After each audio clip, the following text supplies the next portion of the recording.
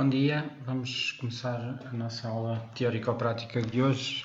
Hoje será a quarta aula teórico-prática e vai ser sobre matrizes, ciclos, for, instruções, if, entre outras coisas. Mas começamos por esta e a primeira coisa que nos dizem é para copiar um ficheiro que está disponível no clipe, portanto tem que ir ao clipe, já lá está realmente. Chama-se obtém concentre pb.py, py quer dizer que é de código de Python. Então, o que é que tem que fazer? Tem que agarrar nisto, tem que pôr numa vossa diretoria que escolham para trabalhar, e depois executar. Okay? Na realidade, executar não precisam fazer este comando, apenas precisam de carregar no run file do F5. Okay? Vamos ver então o que é preciso fazer e o que é que lá tem esse ficheiro. Vamos ver aqui no Python. E eu já o tenho no Python, já tenho esse ficheiro. Portanto, isto chama-se obtém concentre pb.py e o que tem é aqui uma matriz, ou seja, é uma lista de listas. Portanto, há aqui uma lista por fora, esta a abrir e esta a fechar, e agora tem várias linhas e cada uma destas linhas tem dados, okay? Muitos dados. São muitos, não dá para ver, mas são muitos. O que é que ele está a fazer este ficheiro? Este ficheiro não está a fazer mais nada a não ser definir aqui uma variável chamada contaminação. Quando se faz run, se formos ver a variável, não é esta aqui é a contaminação que é uma lista, tamanho 3, quer dizer que tem 3 linhas, e depois tem aqui as coisas que são muito grandes, ele não vai mostrar tudo. O que é que ela faz? Aqui tem definido uma função também que se chama obtém concentre pb, que não tem nenhum parâmetro. Quando não tem parâmetros, as funções têm que ter o parênteses a abrir e o parênteses a fechar, isto é obrigatório, sempre. E depois os dois pontos à frente. Tem aqui a dizer o que é que significam estes dados. Okay? E está a dizer que retorna uma matriz com a concentração de chumbo no solo em vários pontos, já vamos falar sobre isso. Okay? E depois no fim, apenas a única coisa que faz é o return da contaminação. A contaminação estava aqui, portanto ele consegue ler os valores da variável da contaminação e mandar para fora.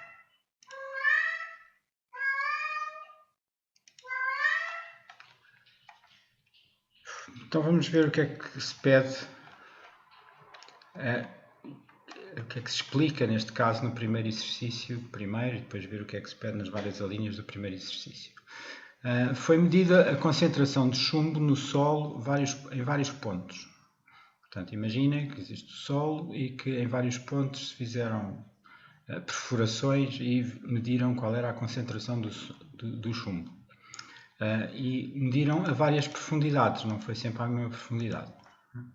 E os dados estão todos nesta contaminação. Esta variável chamada contaminação tem 3 listas. A primeira lista, corresponde à primeira linha daquela matriz, tem um número de 1 a 20, que identifica o ponto da amostragem. Ou seja, está aqui a dizer que foi feito em vários pontos, e os pontos estão identificados, o identificador é o número entre 1 e 20.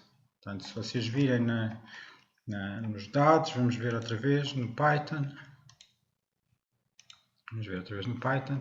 A primeira linha são os pontos. Okay?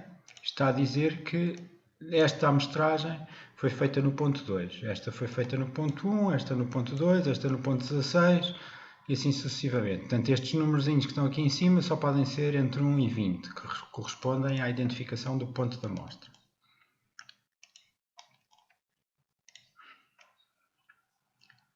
Bom, seguir. A segunda lista, a segunda linha, contém a profundidade da amostra em centímetros. Okay? Portanto, isto foi feita a várias profundidades. A segunda diz a profundidade da amostra.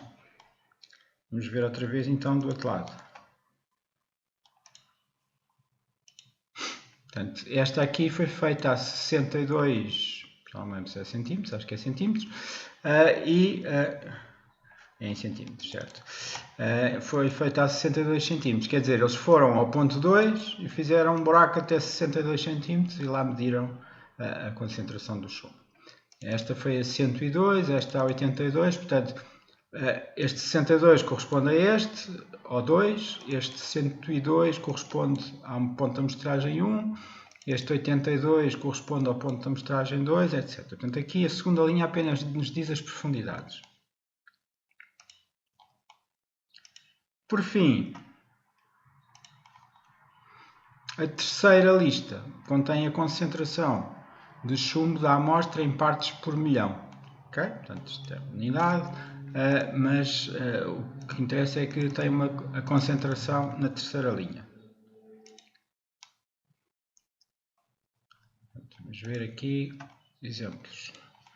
Concentração. Okay? Portanto, esta aqui mediu 13, ali mediu 14, ali mediu 6, ali mediu 28, etc.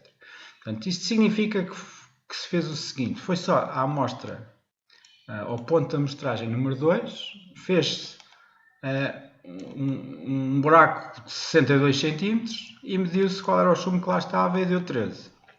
Depois foi-se a 1, isto a ordem não interessa, foi-se a 1, mediu-se a uma profundidade de 102 e resolveu-se e encontrou-se 14 de chumbo.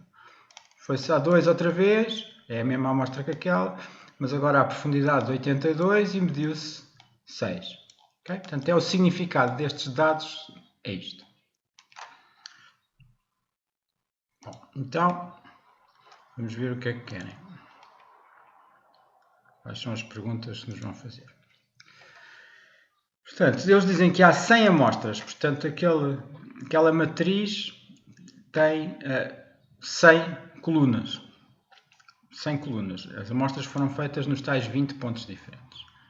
E agora temos que responder a cada uma das seguintes perguntas e temos que fazer um programinha para cada uma delas. Primeira, que é a mais simples. Quantas amostras foram retiradas do ponto 1? Okay? Portanto, interessa-nos saber quantas amostras foram retiradas num ponto. Primeiro, vamos pensar um bocadinho. Vamos fazer uma função, mas vamos fazer a função de uma forma genérica, porque é uma das coisas que nós, quando programamos, queremos fazer as coisas mais ou menos genéricas.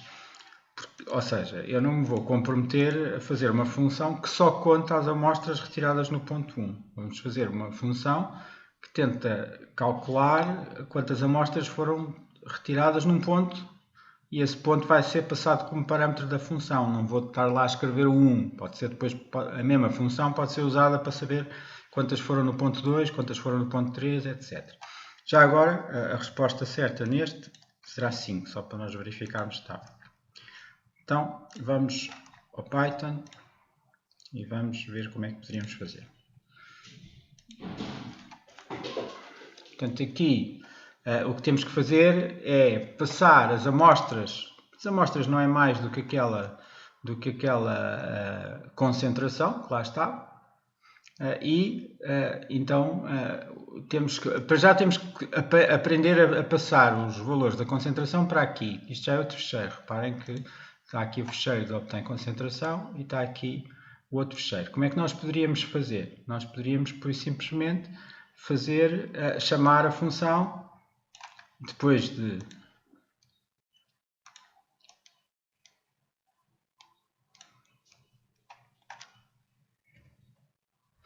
e agora teríamos aqui a contaminação.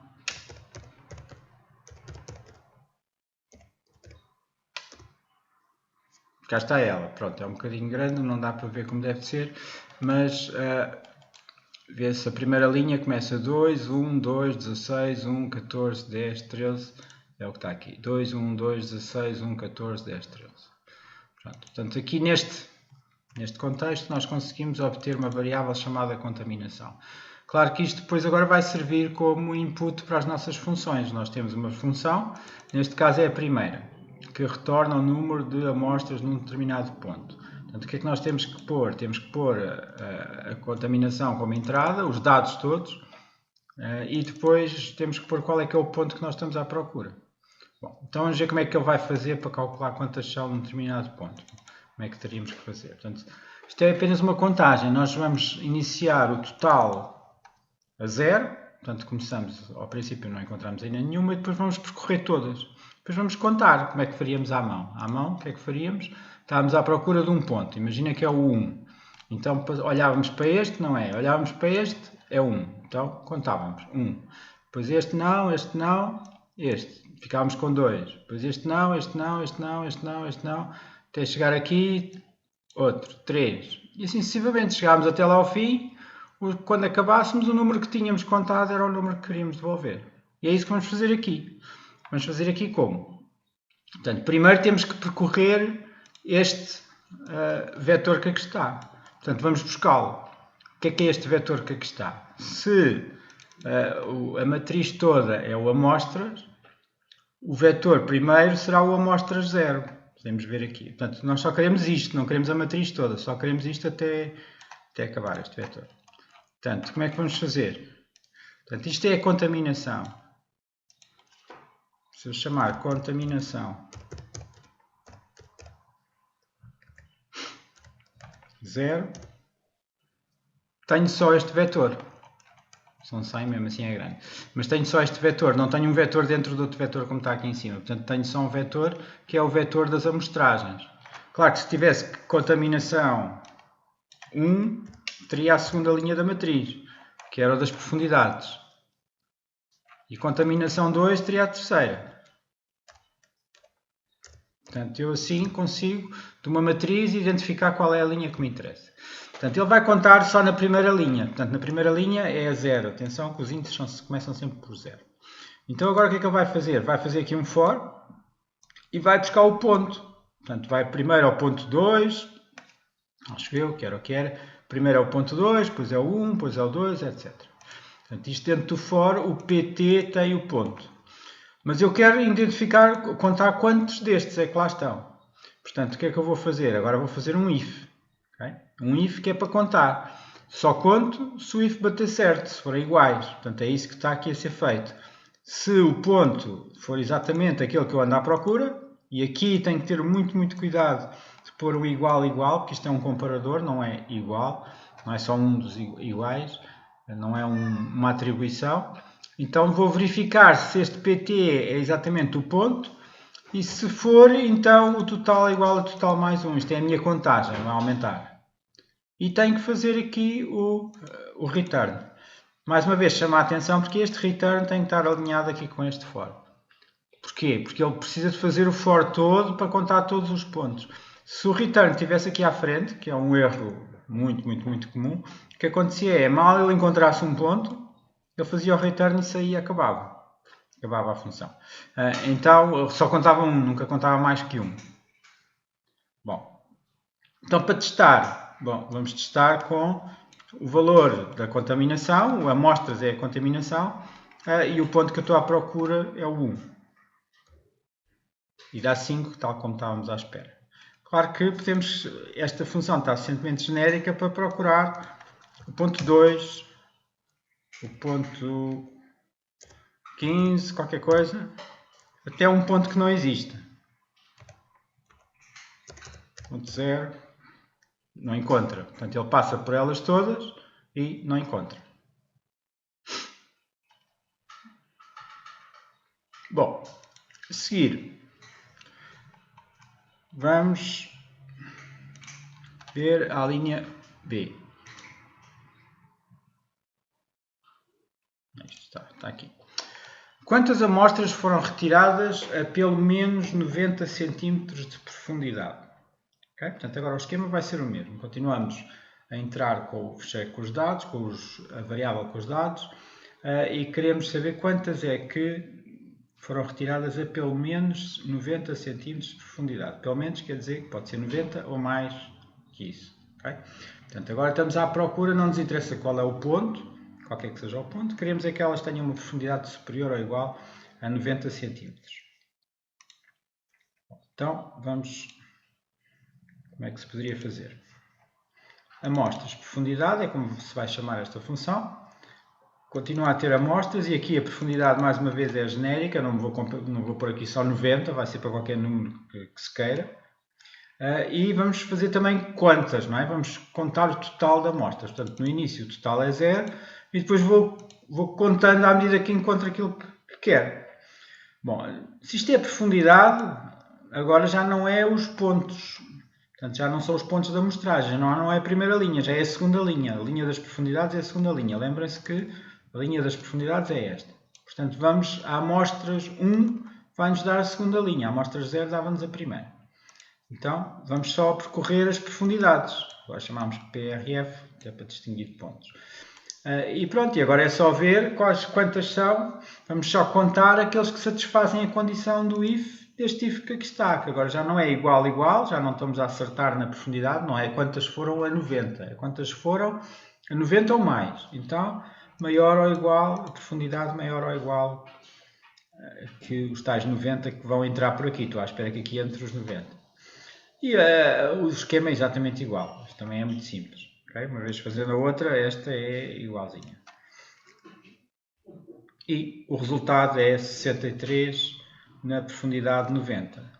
Claro que se aumentarmos aqui a profundidade, em princípio haverá menos amostras. Ainda há aqui, há de haver uma profundidade, já não tem amostras. Pronto, a partir daqui já não há nada. E se fizermos a profundidade 0, tem as tais 100 amostras que foram feitas 100 amostras. Portanto, quantas foram a mais que 0? Todas foram a mais que 0. Okay? Bom, continuando.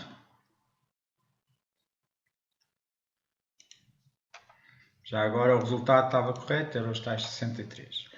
Qual é a concentração média de chumbo a mais de 1 metro de profundidade? Ok? Portanto, agora já precisamos calcular mais qualquer coisinha. Agora já queremos uma média. Ok? Portanto, concentração média. Agora estamos a falar de concentrações e estamos a falar de profundidades ao mesmo tempo. Ok? Portanto, isto já é mais um bocadinho diferente. Queremos concentração média a mais de 1 metro. Então, o que é que temos que fazer? Temos que fazer duas coisas. Nós temos que identificar elementos da profundidade para saber se está a mais de 1 metro e temos que identificar elementos da concentração, das concentrações, que é a terceira linha, para fazer a sua média. Portanto, temos que saber os números tanto das profundidades como das concentrações. Mas são dois vetores, estão em dois vetores diferentes, apesar de estarem na mesma matriz, cada um está na sua linha. Como é que nós vamos fazer isso? Agora já não vamos fazer um percurso através dos valores em si, aqui eram os valores das profundidades, aqui eram os valores dos pontos, vamos fazer dos índices. Porquê? Porque é o mesmo índice que se ao mesmo índice formos à linha 1, ou seja, à segunda linha, então estamos a falar de profundidades. Se ao mesmo índice formos à linha 2, estamos a falar de concentrações. Okay? Então, como é que se faz uma média? Uma média, basicamente, temos que fazer a concentração total a dividir pelo número de elementos, não é? Isso é que é a média. Portanto, o que vamos fazer é, ao longo deste for, vamos somar todos os que satisfazem a tal profundidade. E ao mesmo tempo que somamos, também os contamos, para depois conseguir fazer a média. Portanto, aqui vai haver duas variáveis que vão ter que ser inicializadas a 0, porque, no princípio, a concentração não há nenhuma e o total também não há nenhuma. Okay? E depois vamos fazer percorrer todas as linhas, todas as colunas. Como é que se faz isto? Como é que se obtém as colunas de uma matriz? É fazer o número de colunas de uma matriz. Está a ver? É só escrever ali. Name of amostras is not defined. Tem razão. Então,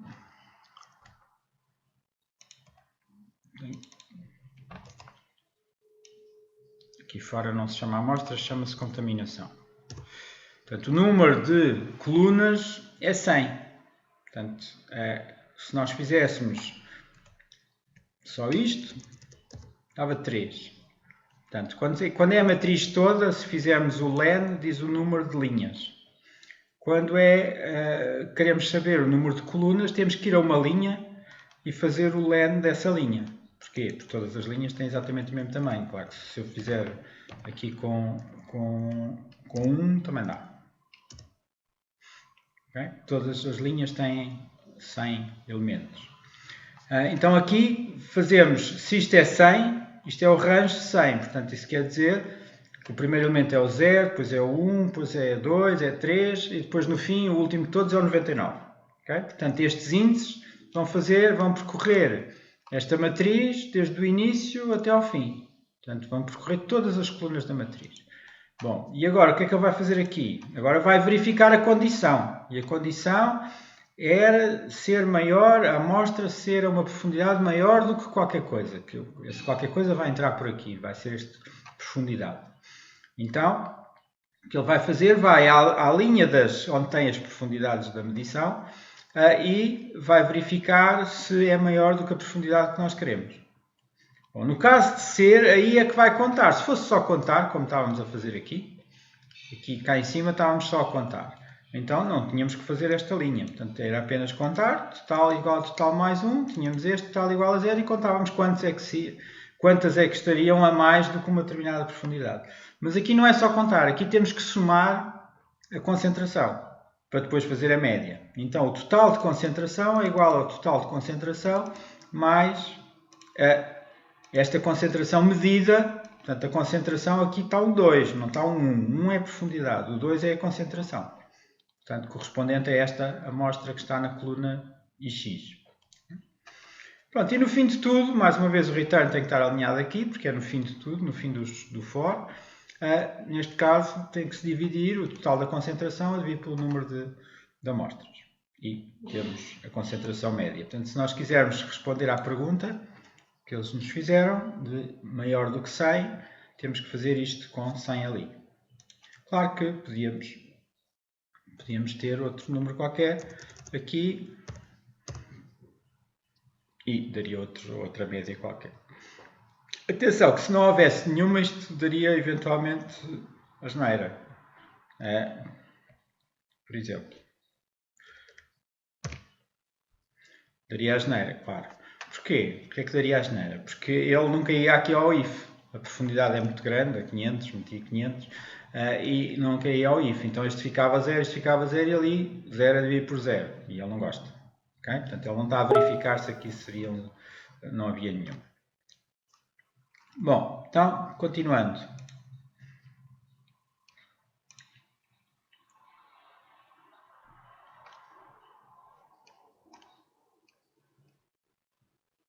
Parece que me esqueci de ter mostrado o código no Python.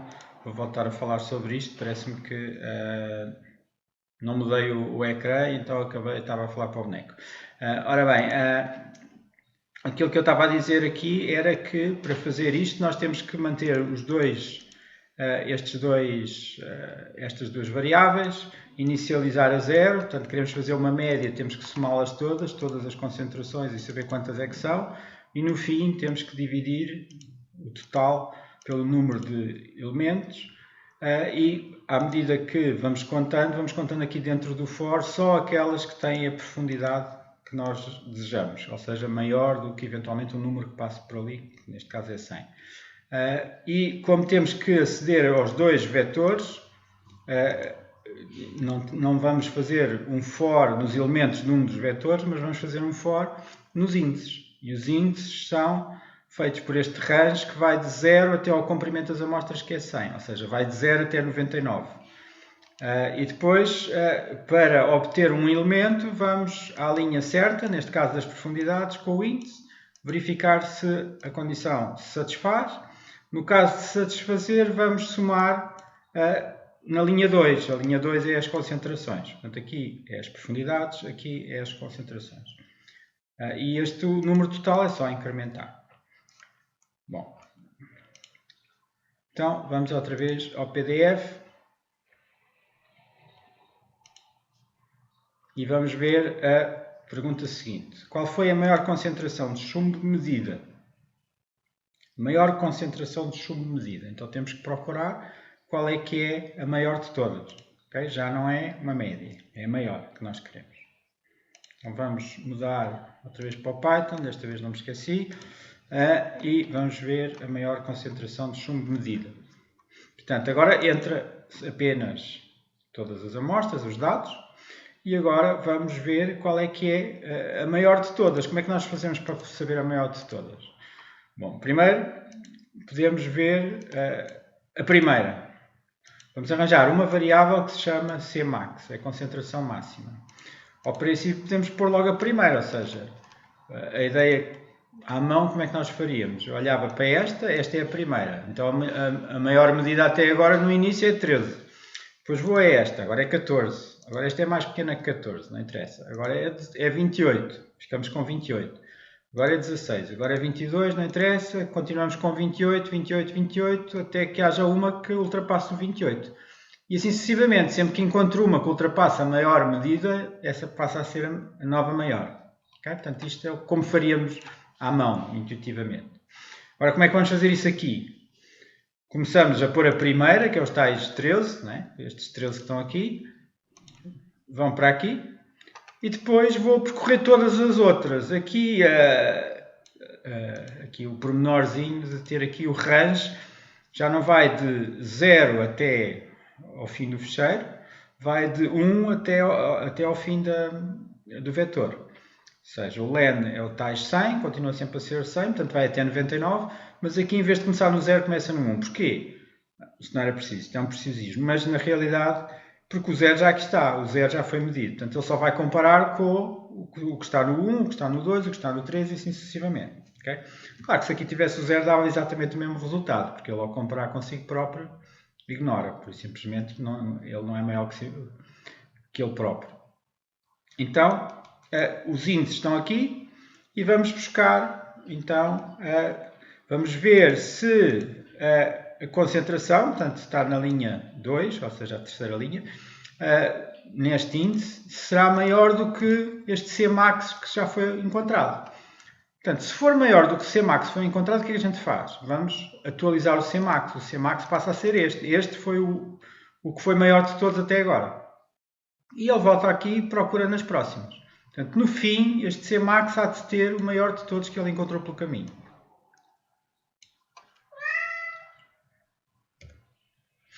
E cá está. Portanto, o resultado é 31, porque alguns existe lá o valor de 31. Aqui não havia nenhum parâmetro, isto era só mesmo a maior das concentrações. Vamos então continuar para a próxima pergunta do PDF. Portanto, está 31. Qual foi a menor concentração de chumbo medida entre 1 e 2 metros de profundidade? Agora é um bocadinho diferente, porque agora não só queremos a menor, mas como temos ainda uma condição. Só nos interessam os valores que estão entre 1 e 2 metros de profundidade. Okay? Não é qualquer um, não é simplesmente percorrer todo o vetor e descobrir o mais pequeno. Isso seria exatamente igual à anterior, mas com um C-min em vez de um C-max, neste caso. Então, vamos ver como é que podemos fazer este.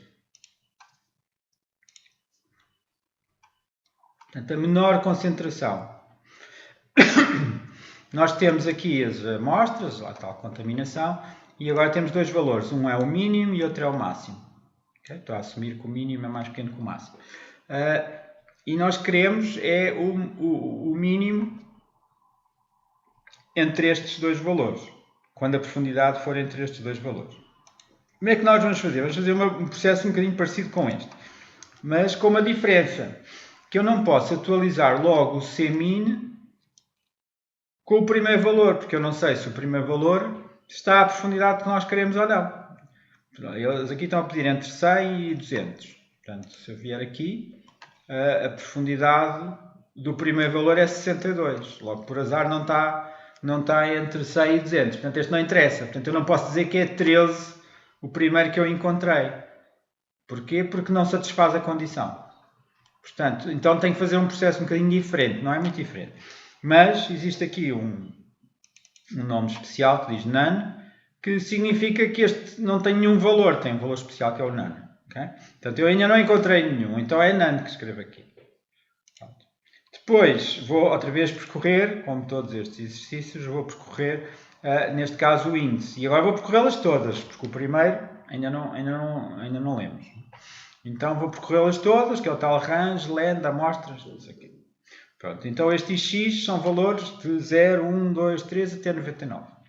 Agora vou ver a condição. E a condição vai ser ver se ele está na profundidade certa ou não. Portanto, a profundidade certa é estar entre min prof, que entra por aqui, e max prof. Isto com igualdade. Menor ou igual, menor ou igual. Isto o Python permite fazer destas coisas. Podíamos fazer com um AND. Este menor que este, AND este menor que este. Mas assim é mais sucinto. Pronto. Isto é apenas a condição de estar na profundidade. Portanto, se está na profundidade, então agora é que vamos verificar se é mais pequeno do que aquele que já está encontrado. Como é que se faz isto? O que é que me permite atualizar o valor do mais pequeno? Portanto, isto é a atualização do valor do mais pequeno. Como aqui tínhamos a atualização do valor do máximo. Okay? Só atualizo o mais pequeno se ou é a primeira vez que o encontro, ou seja, se este cmin is none, atenção que isto aqui é especial, is none, portanto é quando queremos verificar se é none ou não. O none não é bem um valor, é uma coisa que diz que não tem nada. Ou se o cmin for maior do que este, nós estamos à procura do menor. Não é? Portanto, estamos à procura do menor de todos. Então, se o menor de todos que eu tinha encontrado for maior do que este, então este passa a ser o menor de todos, que é o que nós estamos. Portanto, aqui esta condição de atualização do cmin é quando é a primeira vez que encontramos um nestas condições, ou então, neste caso, é quando encontramos um nestas condições que é menor do que o menor que já foi encontrado. Okay? E isto tem a particularidade de funcionar. Vamos ver. E vai dar entre 100 e 200, vai dar o tal 3. Claro que podíamos fazer outra coisa qualquer. 150. Também dá 3. E se eu fizesse 100, dava 16. Porque existe lá um 16. O que é que aconteceria se fizéssemos 90? Não faço ideia. Não aconteceria nada, que ele não encontrava nada. Okay? Isto era o none. Isto era como ele não encontrou nenhum, que não há nenhum, não é possível satisfazer isto, então o resultado saiu none. Saiu none, não se vê nada, ele não tem nada. Okay? Quando se faz return de none, é o mesmo que ele não faça return de coisa nenhuma. Bom, então vamos continuar. Fizemos o primeiro dos exercícios. Vamos passar ao exercício seguinte. Ora bem, é esta do triângulo, certo? Esta é a terceira. Ok, então vamos fazer uma função que se chama tipo triângulo, que dados dois ângulos internos de um triângulo em graus, pronto, os ângulos estão em graus, ângulo 1 e ângulo 2, classifica o referido triângulo como equilátero, isósceles ou escaleno. E isso dá um resultado que é inteiro, 1, 2 ou 3. Okay? 1 para equilátero, 2 para isósceles, 3 para escaleno. Caso não seja possível formar o triângulo com os ângulos dados, o resultado é 0. Portanto, o resultado pode ser 0, 1, 2 ou 3. E agora estão só a explicar o que é que quer dizer equilátero, isósceles ou escaleno. Okay? Portanto, claro que a soma dos ângulos internos de um triângulo é 180 graus, tem que ser, se não for, quer dizer que não é. Está bem? E depois, equilátero é se os três ângulos forem iguais, isósceles se dois ângulos forem iguais e o outro for diferente, e escaleno se os três ângulos forem todos diferentes. E aqui são exemplos. Pronto. Este 60-60 dá equilátero, 30-30 dá isósceles, porque 30-30 quer dizer que o outro tem 120, portanto dá dois iguais. Este 30-45 é escaleno. Portanto, todos são diferentes. E este 120/90 não dá para fazer um triângulo, porque só com estes dois já excedemos os 180, por isso não é possível fazer um triângulo a menos que o outro seja negativo. Então, vamos ver como é que se faz esta função. Tipo de triângulo, cá está. Muito bem. Aqui é a explicação. Aqui a função chama-se tipo de triângulo e entram dois ângulos. Portanto, se entram dois ângulos, nós para avaliarmos isto precisamos de três ângulos, certo? Portanto, um triângulo tem três ângulos. Mas nós sabemos que a soma deles tem que dar 180. Portanto, se a soma dá 180, então sabemos qual é que é o ângulo 3. Portanto, a primeira coisa que nós vamos fazer é descobrir o valor do ângulo 3. E o ângulo 3 há de ser 180 menos a soma destes dois. Está aqui. Portanto, é o ângulo 3. Se este ângulo 3, por algum motivo, der menor ou igual a 0, então o resultado está feito. Não é? Portanto, não há ângulos negativos, nem ângulos a 0, então não pode ser um triângulo. Então o resultado tem que ser 0. Okay? Portanto, se o resultado é 0, vamos por aqui que o res é 0. Portanto, o resultado vai ser retornado no fim. Portanto, isto é um exemplo daquilo que demos na aula teórica, ontem, e que temos um if com várias condições lá dentro. Não é só um if e um else. Enquanto que aqui havia ifs, nem sequer havia else, aqui existe if, é a primeira das condições. E aqui é else if, se não vai verificar esta condição. E o que é esta condição? Esta condição é dois ângulos ser iguais. É o ângulo 1 ser igual ao ângulo 2 e o ângulo 2 ser igual ao ângulo 3. Okay? É todos os ângulos serem iguais na prática. Se 1 é igual a 2 e se o 2 é igual a 3, o 1 também é igual a 3, certo? Portanto, se todos os ângulos são iguais, então o resultado tem que ser 1. Okay? Que é aquela coisa do equilátero. O equilátero está aqui. O equilátero é o 1. O 0 era quando não há ângulos. Não há triângulo. Pronto. Se é equilátero, o resultado é 1. Então ele faz só isto. Se não, então ainda vai verificar se há dois que são iguais. Okay? Portanto, este aqui, ele não é, se forem todos iguais, ele já não vem aqui, porque ele fica retido aqui nesta condição que verificou e sai. Por isso, simplesmente. Ele só vem aqui no caso de não serem os três iguais.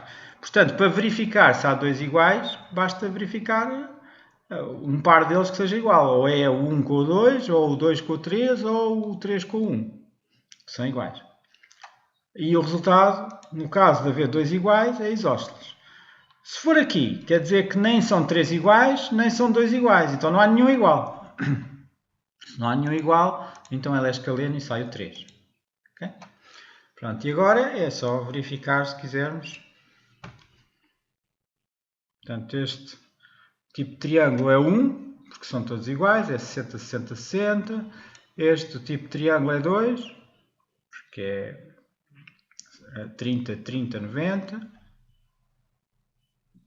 30, 30, 120. Este é o 3, são todos diferentes. E por fim este há de ser o 0, porque não há ângulo possível. Okay? Então, vamos passar para a próxima.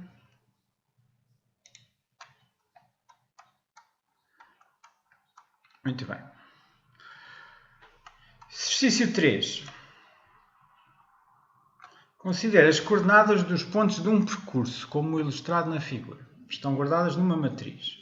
Cada linha da matriz tem as coordenadas de um ponto. A abscissa está na primeira coluna e a ordenada está na segunda coluna. Okay? Portanto, está aqui um exemplo. Temos aqui um exemplo e temos o x é 1, no primeiro ponto, x é 1, o y é 0.1. Portanto, é esta cruzinha que está aqui. Depois, na segunda linha, tem o segundo ponto. Por acaso está no 2. Isto não precisa de ser assim, hein? Não precisa de ser 1, 2, 3, 4, 5. Por acaso, neste exemplo está assim, mas podia ser completamente diferente. Portanto, o que interessa é que aqui são os x e ali é os y. Na segunda coluna é o y. Portanto, este 2 está no 0.9. Isto é 0.9. O 3 está no 0.4. o 4 está no 0.2 e o 5 está no 0.7. Okay?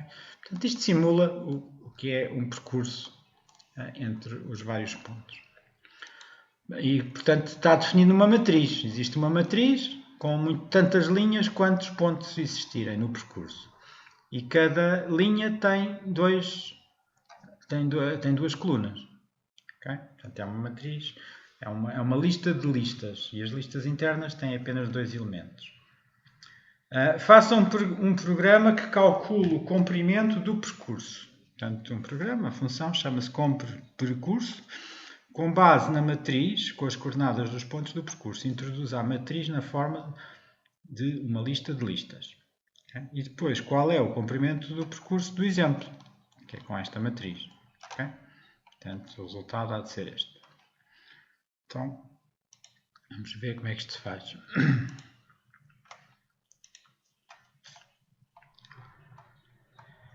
Bom,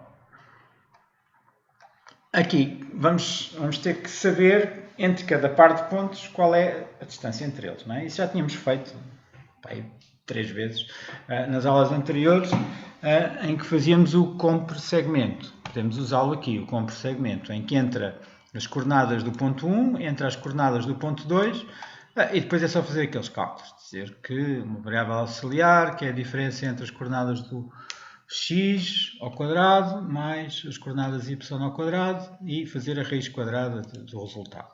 Okay? Isto vai dar o comprimento do segmento. Mas não chega. Nós queremos é depois identificar os vários segmentos. Okay? Para fazer o comprimento do percurso todo. Portanto, agora temos que fazer o comprimento do percurso. Até é pequenina a função. Queremos fazer o comprimento do percurso. Até aqui que é para vermos tudo. Bom, então vamos fazer um comprimento total. Nós temos que somar os vários percursos. Okay? Então como é que vamos fazer? Vamos ver, antes de ver aqui o código, vamos ver como é que faríamos intuitivamente, só olhando aqui para o percurso. Portanto, como é que nós fazíamos aqui? Nós começávamos, no início de todos, qual é o primeiro percurso? O primeiro segmento é daqui a aqui. Okay? É isto que está, é a primeira linha reta que está aqui, entre este do ponto 1 e o ponto 2.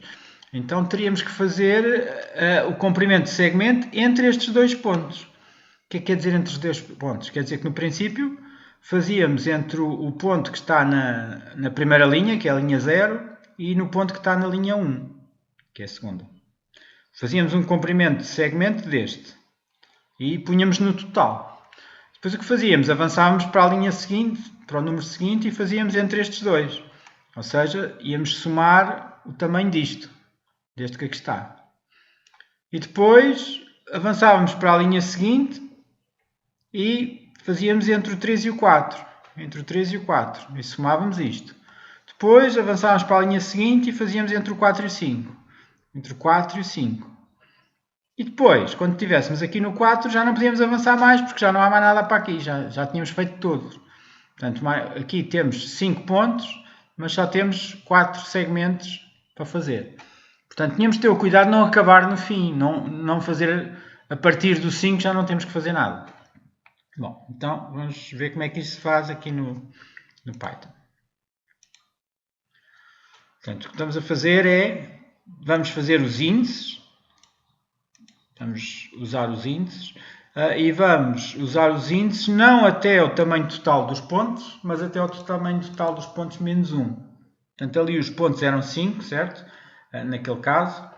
Então aqui, 1, 2, 3, 4, 5. 5 pontos.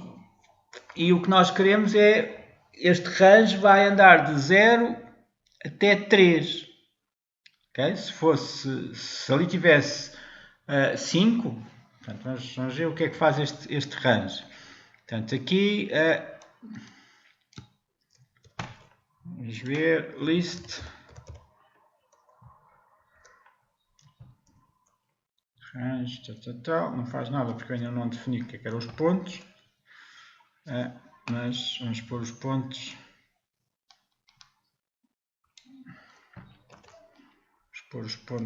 com isto.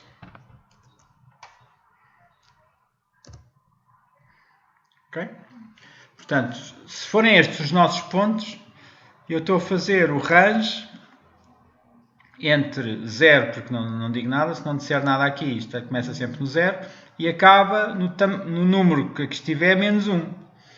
O len de pontos é 5, menos 1 é 4. Portanto, e como acaba no anterior, não inclui o último, portanto fica de 0 a 3. Portanto, eu estou a fazer exatamente aquilo que quero. Estou a percorrer os índices todos, menos o último. Portanto, este é o 0, este é o 1, este é o 2, este é o 3. O último não vou usar aqui no índice. Bom, porquê? Porque eu vou calcular o comprimento do segmento.